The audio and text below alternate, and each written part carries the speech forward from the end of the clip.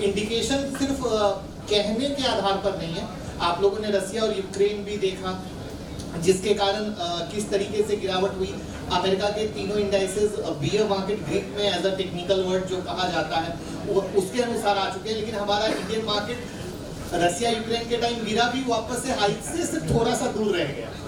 तो ये अपने आप में प्रैक्टिकल एक प्रूफ है कि इंडिया जो है किस तरीके से ग्रो कर रहा है, और स्टॉक मार्केट एक ग्रो का साइन बताता है जहां पे हम पैसा लगा सकते हैं, और वहां पर हमारे स्टॉक को भी आप देख लो किस तरीके से बेहतर रिटर्न दे रहे हैं।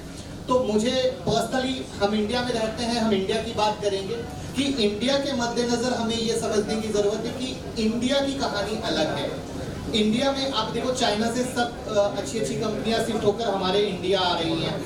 आज चाहे आप एप्पल देख लो या किसी भी एंगल पे सेमीकंडक्टर के रिगार्डिंग देख लो, हर जगह इंडिया पे दांव लग रहा है। तो इन सब के मद्देनजर मुझे पर्सनली लगता है कि इंडिया 100% पैसा लगाने के लिए सही है। विदेशी इन्वेस्टर खुद कहते हैं कि इंडिया सबसे सेफेस्ट जगह है जहां पैसा लगाया जा सकता है।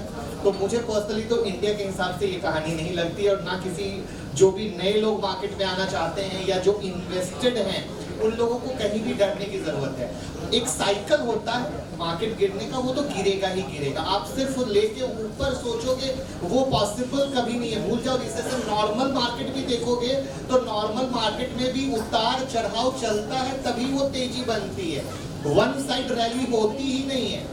तो ये चीज अगर हम लोग अपने दिमाग में अच्छे से समझ लें तो कभी दिक्कत होने वाली नहीं है। That's very true, right? The story of incredible India is actually real. We can see. So Nifty is high is what 18,600, and we are still trading at around 17,300. Last week we touched 17,500 again, right? So we haven't fallen 20% like the US market. So there is clear indication that we are standing strong. So moving to you, sir, please. The thing is, मुझे लगता है, obviously Mukul जी ने जो बात कही बिल्कुल सही की कि पहले जब हम लोग शुरू में देखते थे, आज भी बहुत हद तक है लोग देखते हैं कि डाउ जोन्स गिर रहा है तो क्या निफ्टी बेच दें। ये हम लोग के माइंड में एक चीज़ बैठ गई है। हमें ये देखना है कि सामने हमारा मार्केट क्या दिखा रहा है। कई बार ऐसा होता है डाउ जोन्स गिर रहा होता है, हम लोग सुबह सुबह बाइंग पोजीशंस लेते हैं और उनमें बहुत अच्छे प्रॉफिट्स मिलते हैं हमें।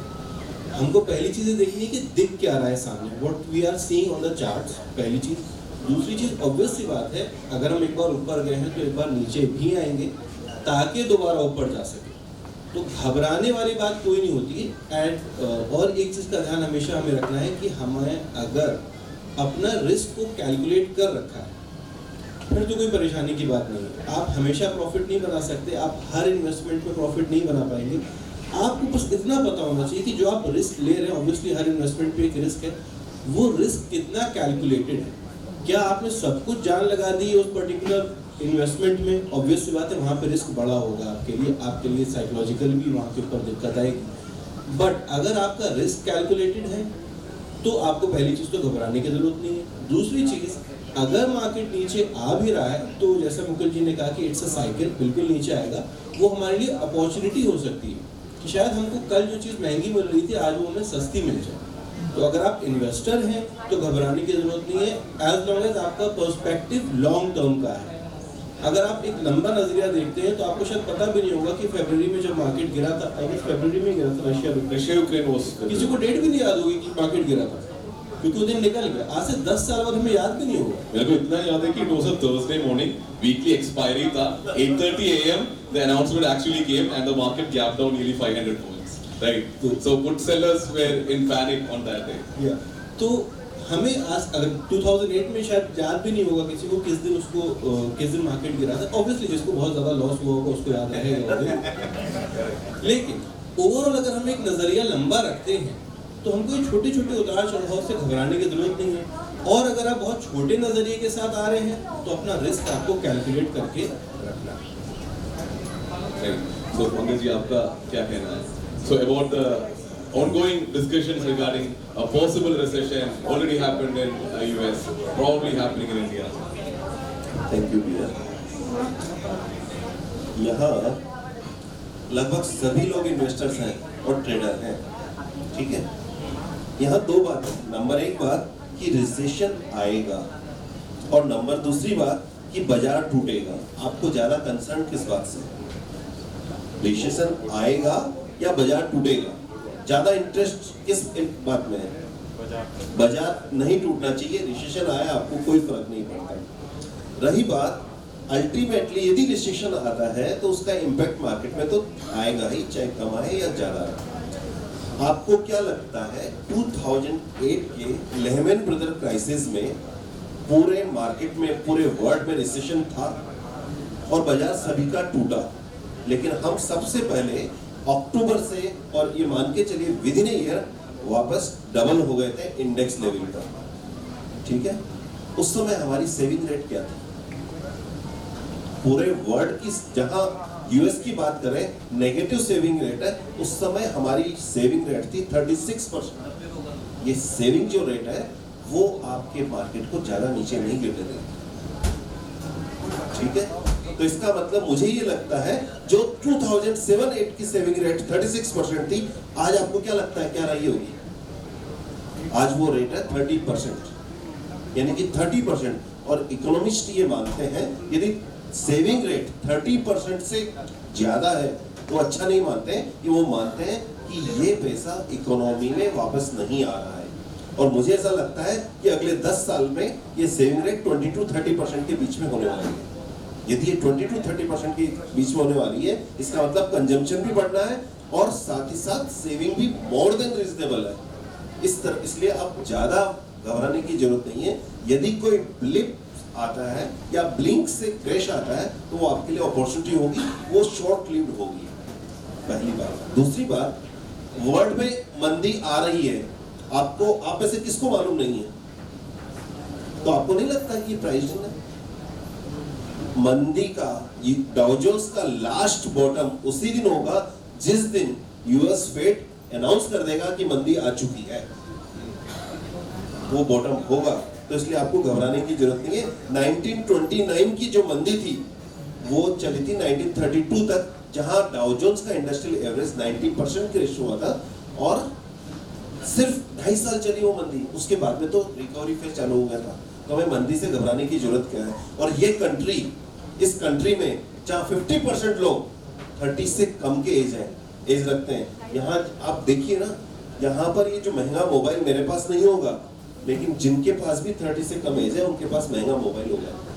ये मेरे पास छोटी कार होगी, लेकिन जिनकी एज 30 से कम है उनके पास चाहे लोन पर होगा लेकिन कार होगी बड़ी। ये मान के चलिए यहाँ कंजम्पशन की कोई प्रॉब्लम ही नहीं है।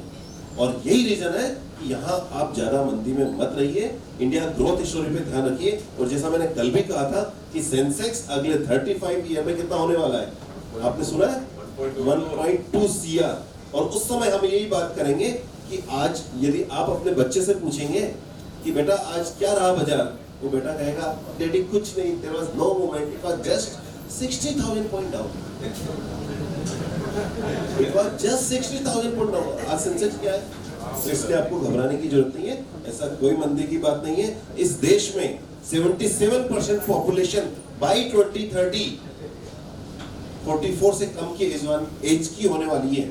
और यदि ऐसा हुआ तो आप देखिए कि एक्सपीरियंस और यूथ का कितना बड़ा कॉम्बिनेशन होने वाला है। तो इसलिए ज्यादा मंदी में मत रहिए। और ये जो डराने की बात है, ये अच्छी बात है कि लोग डरते रहे। जब तक डरते रहेंगे तब तक बुल को कोई दिक्कत नहीं है। दिक्कत उसी दिन आएगी जब ये डर खत्म हो जाएगा। Oh, thank you very much, sir. But I, really like the first question that he asked. Right? How did he start? He started by asking you, what are you more worried of? Markets crashing or your life being affected by recession? And to some extent, when we are in the material world, we come here, we are talking about the financial markets. I was a bit sad, or it hit me when a lot of us are actually concerned with the market falling because of the recession. I think a lot of us should also be concerned because of the fact that a lot of, not us maybe, but a lot of people would actually lose their jobs. A lot of real businesses might get hit, right? We might see a lot of our dear ones' lives getting affected when the recession happens, which is real, right? So maybe taking a step back from all of the financial talks that we keep having about the market, you should also maybe get real sometime regarding an imminent recession, which can actually have a large impact on maybe our life and our dear ones' lives. Maybe that is a whole different discussion, but that is also real, right? So anyway, so just keeping things in agenda, I'll just revise what has happened so far, right? we talked about a possible recession which can happen in India because of all the reasons that were listed, and all of the panelists talked about. We need not worry about the Indian market, and we as long-term investors, the only thing to do is remain invested for the long term, no matter what. Because Sensex in the next 30 years can go to 1.2 crores, so just stay invested, right? So since there are some traders also in the audience, let's quickly give some few points to traders also. What traders should think about when a recession is coming? Maybe not taking positional trades, maybe. So anyways, maybe taking or going futures and options so that they can make money even when the market is moving down. So what are your thoughts on or what traders should do or how traders should prepare themselves? मुझे तो लगता है trader को तो डरने की जरूरत ही नहीं है, क्योंकि ट्रेडर के लिए पैसा दोनों साइड बनता है, चाहे बाइंग हो या सेलिंग हो।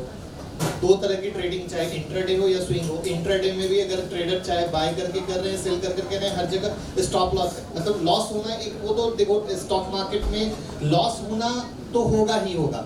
आप ये सिर्फ सोचोगे कि सिर्फ प्रॉफिट होने वाला है तो ये तो दिमाग से निकाल दो। ओवरऑल समरी होता है कि हम 10 ट्रेड कर रहे हैं, कितने ट्रेड में पैसा कमा रहे हैं, कितने में लॉस हो रहा है, दोनों का प्लस माइनस करके हमारा final balance sheet month basis पे क्या बन रहा है। This is the correct way. But actually क्या होता है, लोग डे बेसिस पर जोड़ते हैं, डेली पीएनएल डाल देते हैं और डे बेसिस पर जोड़ने से बीपी सबसे ज्यादा ऊपर नीचे होती है और उसको वो हैंडल नहीं कर पाते। कि डे बेसिस पे क्यों वो करते हैं, क्योंकि एक्चुअली उन्होंने चारों तरफ सिर्फ वो डे बेसिस की करोड़पति बनने की कहानी देखी होती है, तो वो दूसरों को देख कर आते हैं। तो प्लीज एक तो दूसरों को देख के आएंगे तो कभी काम होने वाला नहीं है, क्योंकि हर इंसान के अंदर अलग अलग स्किल है, भगवान ने सबको दी, और मेहनत भी हर इंसान अपने अपने आधार पर कर रहा है, तभी तो हर इंसान को अलग अलग मुकाम मिल रहे हैं। तो ट्रेडर को कभी भी दूसरों को नहीं देखना चाहिए, पहले तो अपने को देखना चाहिए कि मैं कौन हूँ, मेरी कैपेसिटी क्या है, मैं कितना रिस्क कर सकता हूँ। और मुझे पर्सनली लगता है, जो मेरे को एक चीज सिखाई गई थी जब मार्केट में आया था, सिर्फ ये सोचो कि तुम लॉस कितना कर सकते हो, और जब वो लॉस तुम सह लोगे ना तो तुम्हें कभी तकलीफ ही नहीं होगी,